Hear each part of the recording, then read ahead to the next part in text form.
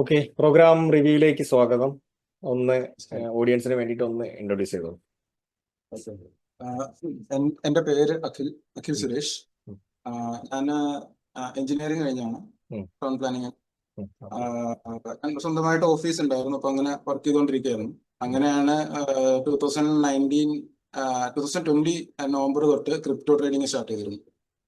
അങ്ങനെ 20 start ചെയ്തിട്ടുണ്ടല്ലേ? Okay, 20 start ചെയ്തിട്ടുണ്ട്.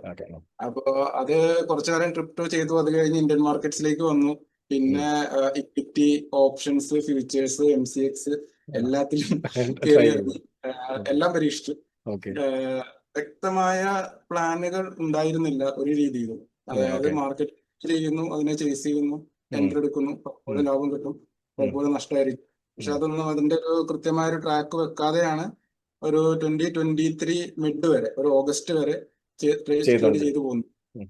അതായത് 23 ആ ഒരു സമയം തൊട്ട് ചെറിയ രീതിയിൽ പ്രോഫിറ്റ് PNL എന്നതിന്റെ ബേസിസിൽ മാത്രം ജേണൽ കീപ്പ് ചെയ്ത് ട്രേഡ് ചെയ്ത് മുന്നോട്ട് പോരുകയായിരുന്നു. അതിൽ ഇമോഷൻസ് അങ്ങനത്തെ കാര്യങ്ങളൊന്നും ഇൻക്ലൂഡ് ചെയ്യാതെ അതുവരെ 23 മിഡിൽ വരെ ജേണലേ ഉണ്ടായിരുന്നില്ല. അതിനുശേഷം PNL മാത്രം മെയിൻറ്റെയിൻ ചെയ്തു പോയി.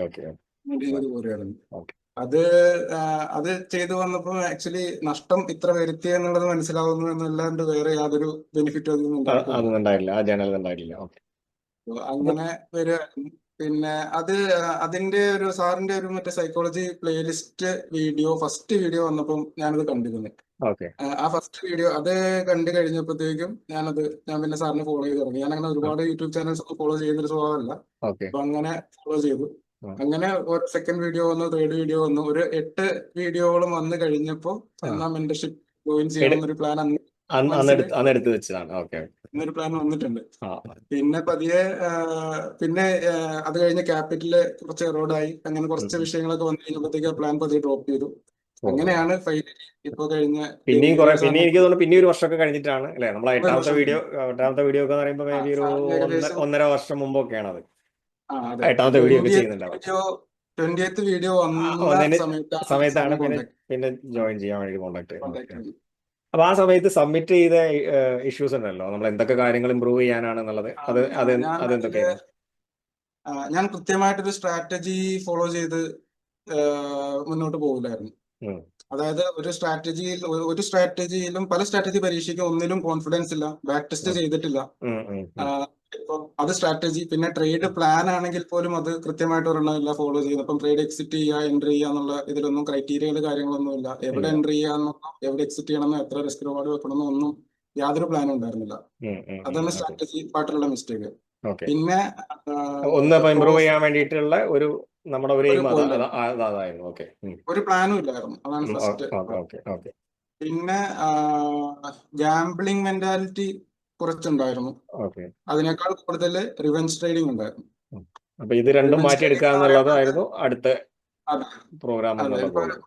ഒരു ദിവസം സ്റ്റാർട്ടിങ്ങിൽ എനിക്കൊരു ട്രേഡ് ലാഭമാണെന്നുണ്ടെങ്കിൽ ഞാനത് ആ ദിവസം ബ്യൂട്ടിഫുൾ ആയിട്ട് ഞാൻ ക്ലോസ് ചെയ്യും. പക്ഷെ ഫസ്റ്റ് ട്രേഡ് ലോസ് ആണെന്നുണ്ടെങ്കിൽ ആ ദിവസം എങ്ങനെയെങ്കിലും പോസിറ്റീവ് ആക്കണം എന്ന് പറഞ്ഞ് കൂടുതൽ റിവെഞ്ച് ട്രേഡ് ചെയ്ത് ഗാംബ്ലിംഗും എല്ലാം അതിൽ വരും. ഒരു ദിവസം 100 ട്രേഡ് ചെയ്ത ദിവസങ്ങൾ വരെ ഉണ്ട്. അങ്ങനെ ഉള്ള അവസ്ഥകളൊക്കെ ഉണ്ടായിട്ടുണ്ടായിരുന്നു. പിന്നെ fear of making profit in loses, ആ ഒരു പ്രശ്നം വന്നു. അപ്പോ ഞാൻ പെട്ടെന്ന് ബുക്ക് ചെയ്യുന്ന ഒരു മെന്റാലിറ്റി, അങ്ങനത്തെ കുറെ പ്രശ്നങ്ങൾ. പക്ഷെ അത് അങ്ങനെയുള്ള ട്രേഡുകൾ കൂടുതൽ മുന്നോട്ട് പോകുമ്പോഴത്തേക്കും ടോപ്പിൽ നിന്ന് വീണ്ടും ബൈ ചെയ്യാൻ ശ്രമിക്കും. അപ്പൊ മാർക്കറ്റ് ഇങ്ങനത്തെ മിസ്റ്റേക്സ് ഒരുപാട് വരുത്തുമായിരുന്നു. പിന്നെ ഇപ്പൊ ഒരു ലോസ് വന്നു കഴിഞ്ഞാൽ അതിനെ അക്സെപ്റ്റ് ചെയ്യാൻ ഭയങ്കര പാടായിരുന്നു. അതായിരുന്നു എന്റെ ഏറ്റവും വലിയ പ്രശ്നങ്ങളൊന്നും. ആ പ്രശ്നമുള്ളവരാണ് ശരിക്കും റിവഞ്ചിലേക്ക് പോകുന്നത്, റിവഞ്ച് ട്രേഡിലേക്കും ഓവർ ട്രേഡിലേക്കും പോകുന്നത്. ശരിക്കും ലോസ് അക്സെപ്റ്റ് ചെയ്യാനുള്ള ബുദ്ധിമുട്ടാണ്.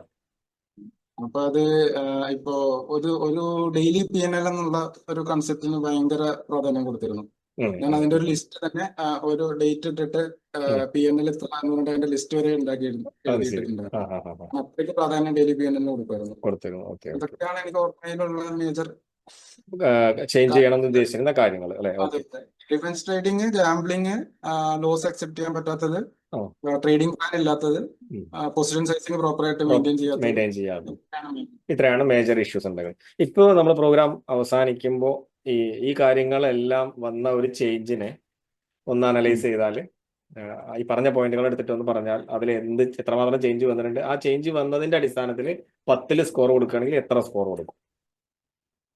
ഞാൻ 10-ൽ 10 തന്നെ തരാം. 10 കാരണം പ്രതീക്ഷിച്ചതിലും കൂടുതൽ ഇമ്പ്രൂവ്മെന്റ് ആണ് ഉണ്ടായിട്ടുള്ളത്. ഓക്കെ. ഞാൻ വളരെ ഹൈ എക്സ്പെക്ടേഷനിലാണ് സാറിന്റെ പ്രോഗ്രാം ജോയിൻ ചെയ്യാൻ പ്ലാൻ ഇട്ടത്. പക്ഷെ അതിലും ബെറ്റർ ആയിട്ടുള്ള ഒരു രീതിയിലാണ് എനിക്ക് മാറ്റം ഉണ്ടായത്. ഇപ്പൊ എന്ത് പ്രശ്നമായിട്ടാണോ വന്നത് ആ പ്രശ്നങ്ങൾ ഇപ്പൊ നമ്മൾ അറ്റ്ലീസ്റ്റ് ഇപ്പൊ ഇന്ന് 3 മാസത്തോളം ആവുന്നു നമ്മളെ പ്രോഗ്രാം. 2 മാസം പ്രോഗ്രാം ആണെങ്കിൽ 3 മാസം. അപ്പൊ ഈ 3 മാസം ആ കാര്യങ്ങളൊന്നും നമ്മൾ ഉണ്ടായിട്ടില്ല, അതെല്ലാം ഡിസപ്പിയർ ആയി എന്ന് നിലയിൽ നമുക്ക് പറയാം അല്ലെ? ഒന്നും തന്നെ ഉണ്ടായിട്ടില്ല. അതെ, അത് അപൂർവം ചിലർക്കൊക്കെ ഇപ്പൊ ഇടയ്ക്കൊക്കെ റൂള് തെറ്റിച്ചിട്ടൊക്കെ ഉണ്ടാവാറുണ്ട്. ആ 2 നമ്മളെ പ്രോഗ്രാമിൽ നിങ്ങൾക്ക് അങ്ങനെ പോലും ഉണ്ടായിട്ടില്ല? നമ്മൾ പ്ലാൻ ചെയ്ത് തോട്ട് തന്നെ വന്നിട്ടില്ല. ഓക്കെ. അപ്പൊ അതിലേക്ക് ഹെൽപ്പ് ചെയ്തത് എന്തായിരിക്കും? നമുക്ക് അങ്ങനെ ഒരിക്കലും അത് ബ്രേക്ക് ചെയ്യണം എന്ന് തോന്നാത്ത രീതിയിൽ നിങ്ങളെ ഹെൽപ്പ് ചെയ്ത നോളജ് എന്താണ്? അഫർമേഷൻസ് പ്രോപ്പർ ആയിട്ട് കീപ്പ് ചെയ്യുമായിരുന്നു. ഓക്കെ. ട്രേഡ് സ്റ്റാർട്ട് ചെയ്യുന്നതിന് മുമ്പ് അഫർമേഷൻസ് നോക്കുക, ചെയ്യാനുള്ള നമ്മളെ ബോധ മനസ്സിനെ സ്വാധീനിക്കാനുള്ള എക്സസൈസ് ചെയ്യാറുണ്ടായിരുന്നു. ഓക്കെ. ചെയ്യാറുണ്ടായിരുന്നു. പിന്നെ അതിന്റെ കൂടെ ഒരു ട്രേഡ് എൻട്രി ചെയ്ത് കഴിഞ്ഞിട്ട് അതിന്റെ പ്രോബബിലിറ്റി, എക്സ്പെക്ടഡ് വാല്യൂ, ഇങ്ങനത്തെ ഫാക്ടേഴ്സ് എല്ലാം ഞാനൊന്ന് ജസ്റ്റ് ഒന്ന് അതിലോട്ട് ഇപ്പം ട്രേഡ് ഫയൽ കാര്യങ്ങളൊക്കെ ഉണ്ടാക്കി വെച്ചിട്ടുണ്ട്. അപ്പൊ ജസ്റ്റ് ഒന്ന് വായിക്കും. അപ്പൊ തന്നെ മൈൻഡ് ഇപ്പം ഒരു ട്രേഡ് ഇപ്പൊ എന്റെ വിൻ റേഷ്യോ 52% ആണ്.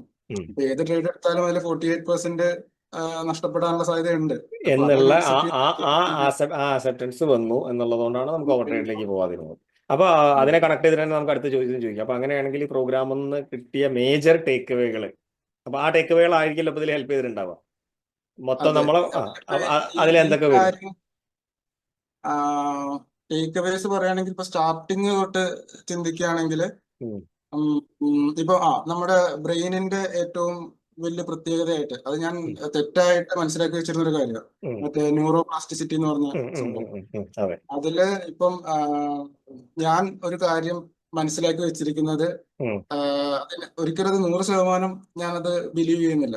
അതിൽ 99.99% ബാക്കിയുള്ള 0.01% വിശ്വാസം എനിക്ക് വേണമെങ്കിൽ എന്റെ മേജർ വിശ്വാസമാക്കി മാറ്റാനുള്ള കഴിവ് ബ്രെയിനുണ്ട്. സംഭവം. അപ്പൊ എന്റെ എല്ലാ തോട്ട്സും ബിലീഫ്സും മാറ്റാൻ പറ്റും എന്നുള്ള ഒരു കാര്യം ആണ്.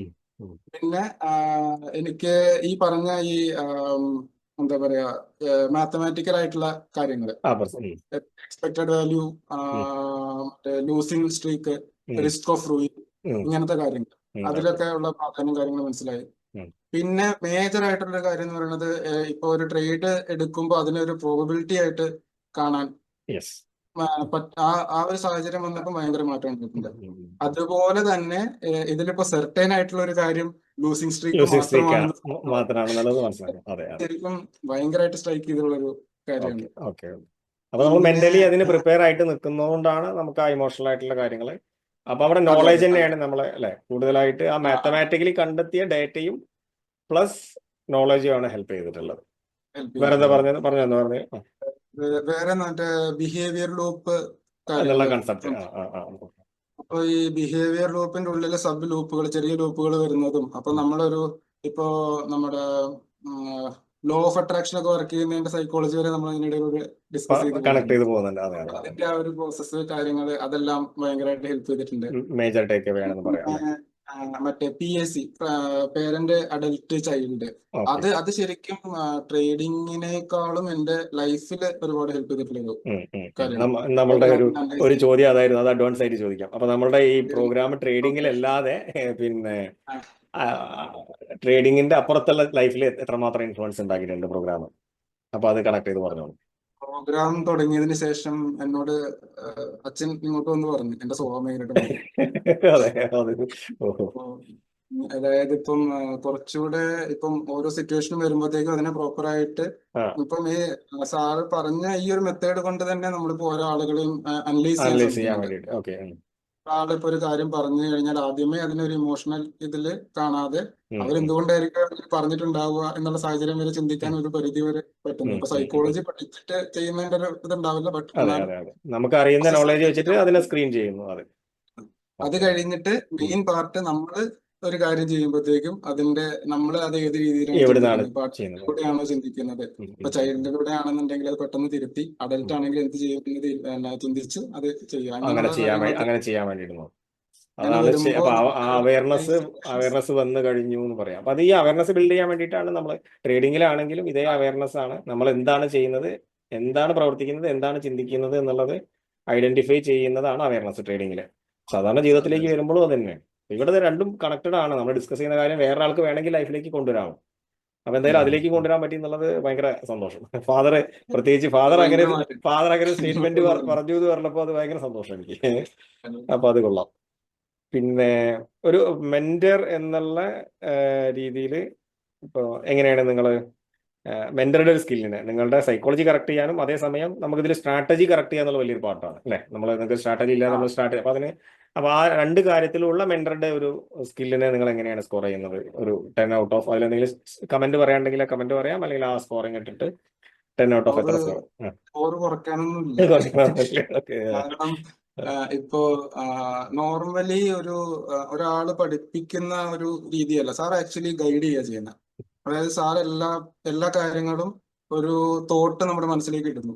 അത് കഴിഞ്ഞ് മൊത്തം വർക്ക് ചെയ്യുന്നത്. അതായത് സാറ് അവിടെ ഇരുന്ന് ചരട് വലിച്ച് നമ്മളെ കൊണ്ട് വർക്ക് ചെയ്യിപ്പിക്കുകയാണ്. അപ്പം അതിലുള്ള മാറ്റം എന്ന് പറഞ്ഞു കഴിഞ്ഞാൽ നമ്മൾ തന്നെ ചിന്തിച്ചിട്ടാണ് നമ്മൾ ഓരോ കാര്യങ്ങളും ചെയ്യുന്നത്. അപ്പൊ അങ്ങനെ വരുമ്പോ ഇത് നമ്മുടെ ഉള്ളിൽ നമ്മൾ തന്നെ പ്ലാൻ ചെയ്യുന്ന ആ ഒരു തോട്ടാണ്. അപ്പൊ അതിന് ആ ഒരു ഡെപ്ത് കൂടും. അപ്പൊ ഇപ്പൊ ഒരാള് പറഞ്ഞിട്ട് നമ്മളത് ചെയ്യുമ്പോൾ അത്രയും എഫക്റ്റീവ്നെസ് ഉണ്ടാവില്ല. അതാണ് ഇതിന്റെ ഈ പ്രോഗ്രാമിൽ ഏറ്റവും സക്സസ്ഫുൾ ആവാനുള്ള ഒരു കാരണം എന്ന് എനിക്ക് തോന്നിയിട്ടുണ്ട്. കാരണം സാറ് നമ്മളെ കൊണ്ട് ചിന്തിപ്പിക്കുന്നു, ഇന്ന സാഹചര്യം വരുമ്പോൾ നമ്മൾ എന്ത് ചെയ്യും. അപ്പൊ അത് നമ്മൾ ചിന്തിക്കുന്നു, എന്നിട്ട് നമ്മളാണ് ആ സീഡ് അവിടെ പ്ലാൻ ചെയ്യുന്നത്. അപ്പൊ അത് കൂടുതൽ ലാസ്റ്റ് ചെയ്യും. അപ്പൊ ആ ഒരു എഫക്ട് അത് പ്രോപ്പറായിട്ട് ചെയ്തിട്ടുണ്ട്. പിന്നെ ഇതെല്ലാം ഉൾക്കൊള്ളാൻ പറ്റുന്ന ആളുകൾ, അത് വേറെ ഇൻട്രസ്റ്റിംഗ് ഫാക്ട് ആണ്. പലപ്പോഴും ലൈക്ക് അട്രാക്ട്സ് ലൈക്ക് എന്ന് പറയുന്ന പോലെ നമ്മളെ പ്രോഗ്രാമിലേക്ക് വരുന്ന ആളുകളെല്ലാം നമ്മുടെ ഒരു വേവ് ലെങ്ത്തിലുള്ള ആളുകളാണ്. അതുകൊണ്ടാണ് അത് ആക്സെപ്റ്റ് ചെയ്യാൻ പറ്റുന്നത്. അപ്പൊ അവിടെ ആക്സെപ്റ്റ് ചെയ്യുന്ന ആളുകൾക്കും ആ ഈക്വൽ ആയിട്ടുള്ള ഒരു സംഗതി ക്രെഡിറ്റ് ഉണ്ട് എന്നുള്ളതാണ്. അപ്പൊ ഞാൻ പലപ്പോഴും ആലോചിക്കാറുണ്ട്, ഇതേപോലെ നിങ്ങൾ 1 വർഷം മുമ്പ് അല്ലെങ്കിൽ 1.5 വർഷം മുമ്പ് ഡിസിഷൻ എടുത്ത് വെച്ചിട്ട് പിന്നെ അതിലേക്ക് കണക്ട് ചെയ്യപ്പെടുന്നതാണ് ചെയ്യുന്നത് അല്ലേ? അപ്പൊ അവിടെ അട്രാക്ട് ചെയ്യപ്പെടുന്നതാണ് ചെയ്യുന്നത്. അപ്പൊ അവിടെ ആ ഒരു വേവ് ലെങ്ത്തും ഒരു വരുന്ന എല്ലാവരുമായിട്ടും കണക്ട് ചെയ്യുമ്പോഴും ഞാൻ മനസ്സിലാക്കുന്ന ഒരു സംഗതിയാണ് അത്. മനസ്സിലാക്കാനോ കാര്യങ്ങൾ ഉൾക്കൊള്ളാനും പറ്റുന്ന ആളുകളാണ് പ്രത്യേകിച്ച് നമ്മുടെ വീഡിയോ കണ്ട് ആ ഐഡിയ ഉൾക്കൊണ്ട ആളുകളാണല്ലോ നമ്മുടെ പ്രോഗ്രാമിലേക്ക് വരാം. അത് ഉൾക്കൊള്ളാൻ പറ്റാത്ത ആളുകൾക്ക് നമ്മളെ പ്രോഗ്രാമിലേക്ക് വരാൻ തോന്നില്ല എന്നുള്ളതാണ്. പിന്നെ മൊത്തത്തില് ഒരു വലിയ ഏറ്റവും പ്രധാനപ്പെട്ട ചേഞ്ച് എന്നുള്ള രീതിയിൽ ഒരെണ്ണം പിക്ക് ചെയ്യാൻ പറഞ്ഞാൽ, കുറെ അധികം കാര്യങ്ങൾ പറഞ്ഞ് പ്രധാനപ്പെട്ട ചേഞ്ച് എന്നുള്ള രീതിയിൽ ഒരെണ്ണം പിക്ക് ചെയ്യാൻ പറഞ്ഞാൽ ഏത് പിക്ക് ചെയ്യും? ഞാൻ ഇപ്പോ മൊത്തത്തില്, അതായത് ട്രേഡിംഗ് ലൈഫ് മാത്രമല്ല, മൊത്തത്തില് ഇത്തിരി കുറച്ചുകൂടെ പീസ്ഫുൾ ആണ്, ഹാപ്പിയാണ് ഇപ്പോഴത്തെ ഒരു ലൈഫ്. ട്രേഡിങ്ങില് നോക്കുമ്പോൾ ട്രേഡ് എടുത്തു കഴിഞ്ഞിട്ടുള്ള സ്ട്രെസ് കാര്യങ്ങളൊന്നുമില്ല. ഞാൻ ട്രേഡ് എടുത്തു കഴിഞ്ഞിട്ട് ഞാൻ ചാർട്ട് നോക്കാതെ, അതായത് ഞാൻ ഒന്നുകിൽ ഭക്ഷണം ഇവിടെ കൊണ്ടുവന്ന് വെച്ച് കഴിക്കും, അല്ലെങ്കിൽ മൊബൈൽ എടുത്ത് താഴെ പോയിരുന്ന് അവിടുന്ന് ചാർട്ട് നോക്കിക്കൊണ്ട് ഭക്ഷണം കഴിക്കും. അവസ്ഥ. അപ്പൊ അത് മാറിയിട്ട് ഞാൻ ഇവിടെ ട്രേഡ് ഇട്ട് കഴിഞ്ഞിട്ട് ഞാൻ ഇവിടുന്ന് 5 കിലോമീറ്റർ ദൂരെ പോയി വന്നിട്ട് അതിനിടയ്ക്ക് മൊബൈൽ നോക്കാതെ ഇരിക്കുന്ന സിറ്റുവേഷൻ വരെ ഉണ്ട്. അതിനിടയ്ക്ക് മൊബൈൽ നോക്കിയിട്ടേ ഇല്ല. അപ്പൊ അത്രയും സ്ട്രെസ് കുറഞ്ഞിട്ട് അതാണ് ഏറ്റവും വലിയ ചേഞ്ച് ആയിട്ട്.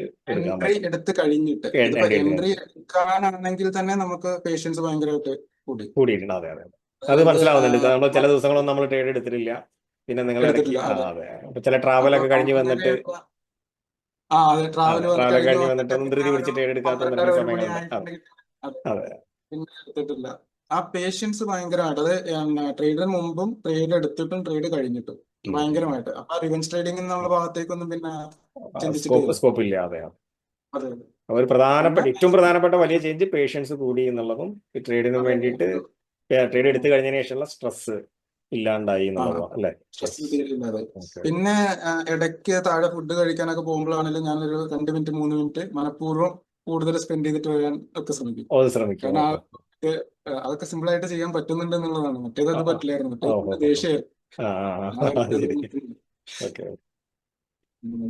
പിന്നെ നമ്മൾ ജനറലി ചോദിക്കുന്ന ഒരു കാര്യമാണ്, തിയറി നമ്മൾ അത്യാവശ്യം തിയറിയും ഡിസ്കസ് ചെയ്ത് പോകുന്നുണ്ട്. അപ്പൊ ഈ തിയറികൾ എങ്ങനെയാണ് നമ്മളതിൽ ക്രാഫ്റ്റ് ചെയ്തിട്ടുള്ളത് എന്നാണ് നിങ്ങളുടെ അഭിപ്രായം പ്രാക്ടിക്കലിന്റെ കൂടെ? തിയറിയും പ്രാക്ടിക്കലിന്റെയും ആ ഒരു കോമ്പിനേഷൻ എങ്ങനെയാണ് നമ്മൾ തിയറികൾ എങ്ങനെയാണ് ക്രാഫ്റ്റ് ചെയ്തിട്ടുള്ളത്? ഈസിലി അണ്ടർസ്റ്റാൻഡിങ് ആവുന്ന രീതിയിലായിരുന്നോ? അല്ലെങ്കിൽ അതിന്റെ പ്രാധാന്യം എന്താണ്? ആ രണ്ടും തിയറിയുടെ പ്രാധാന്യം എന്താണെന്ന് നിങ്ങൾക്ക് തോന്നുന്നത്? ഏത് രീതിയിലാണ് തിയറിനെ നിങ്ങൾ ഉപയോഗിച്ചത്? അതായത് ഇപ്പോ രണ്ടും ഒരു ബാലൻസ്ഡ് രീതിയിലായിട്ടാണ് എനിക്ക് തോന്നിയിട്ടുള്ളത്. ഉം. കാരണം ഇപ്പോ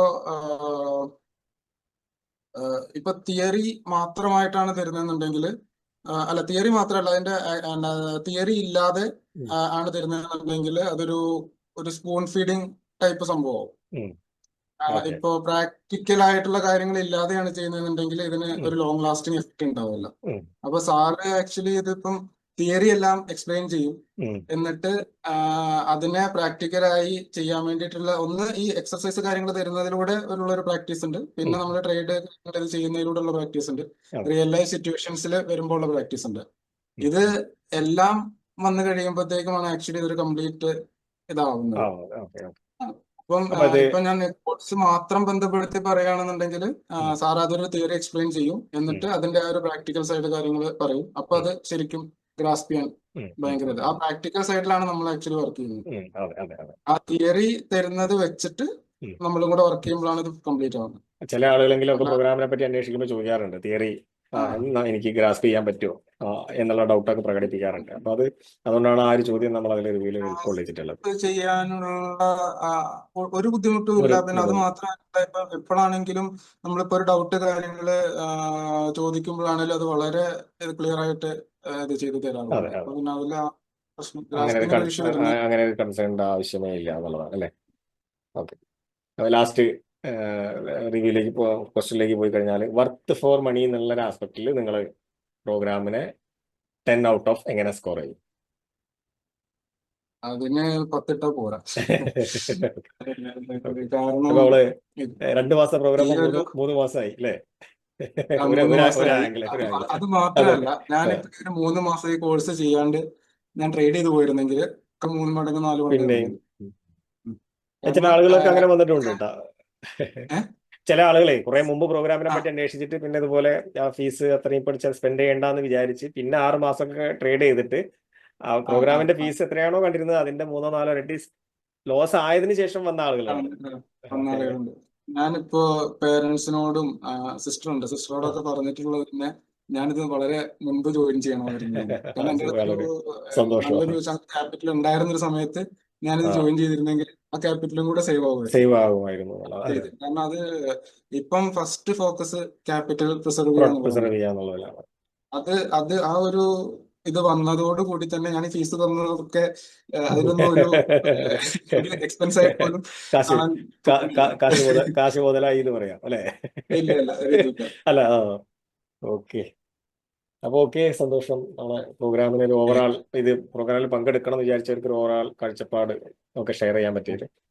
അപ്പൊ ഇനി ഇതെല്ലാം നമ്മളിപ്പോ സെറ്റ് ചെയ്തപ്പോ ഈ 3 മാസം നമ്മൾ എന്തൊക്കെ കാര്യങ്ങൾ സെറ്റ് ചെയ്ത് ഹാബിറ്റ് ആയിട്ടുണ്ടോ അത് അതേപോലെ തന്നെ കണ്ടിന്യൂ ചെയ്യട്ടെ. അത് നമ്മളൊരു 3 മാസമൊക്കെ പ്രോഗ്രാം കുറച്ചങ്ങനെ നമ്മൾ ബോധപൂർവം തന്നെയാണ് കുറച്ച് നീണ്ടോട്ടെ എന്ന് കരുതിയിട്ടാണെങ്കിലും ഞാൻ അങ്ങനെ അപ്പോൾ നമ്മൾ ഒരു ദിവസം പ്ലാൻ ചെയ്തൊക്കെ 2 ദിവസം സ്പ്ലിറ്റ് ചെയ്ത് കൊടുക്കുന്നത് നിങ്ങൾക്ക് കുറച്ചും കൂടെ അഡ്വാൻറ്റേജ് കിട്ടാൻ വേണ്ടിയിട്ടാണ്. കാരണം അതിനൊരു സയന്റിഫിക് സൈഡ് ഒരു 90 ഡേയ്സ് ഒരാൾ ഒരു ഹാബിറ്റ് ചെയ്ത് ശീലിച്ചു കഴിഞ്ഞാൽ പിന്നെ അതിൽ നിന്ന് ബാക്കിലേക്ക് പോവാന്ന് പറയുന്നത് അത്ര എളുപ്പത്തിൽ സംഭവിക്കില്ല. അപ്പൊ അത് നിങ്ങൾക്ക് ഇപ്പൊ ഇത്രയും കാലം നിങ്ങൾ ഫോളോ ചെയ്ത് എന്താണോ അത് നിങ്ങളുടെ ഹാബിറ്റ് ആയിട്ടുണ്ടാവും. അപ്പൊ അതുകൊണ്ടാണ് നമ്മൾ കുറച്ച് ഇടയ്ക്ക് ഗ്യാപ്പിട്ടിട്ടാണെങ്കിലും ഒക്കെ നമ്മൾ അതിങ്ങനെ 2-3 തവണ ഡിസ്കസ് ചെയ്തിട്ട് ഒരു 3 മന്തിലേക്ക് എത്തിക്കുന്നത്. അപ്പൊ അത് ഇനി അങ്ങനെ തന്നെ നിലനിർത്താൻ പറ്റും നിങ്ങൾക്ക്. പിന്നെ നമ്മൾ സെറ്റ് ചെയ്തുള്ള പ്രൈസ് ആക്ഷനിലുള്ള ഇമ്പ്രൂവ്മെന്റ് ഈ ഒരു 3 to 6 മന്തിന്റെ ഇടയിൽ അതിന്റെ ഒരു പീക്കിലേക്ക് എത്തുകയും ചെയ്യും. അപ്പൊ അങ്ങനെ ആണെങ്കിൽ വൈൻഡപ്പ് ചെയ്യാം. അപ്പോൾ thank you for the feedback. ബാക്കി നമുക്ക് നാളെ ഗോൾഡൻ റൂൾസ് ഡിസ്കസ് ചെയ്യാനുണ്ട്, നാളെ ഇരിക്കുകയും ചെയ്യും. അപ്പൊ ശരി, okay, thank you, bye. Okay.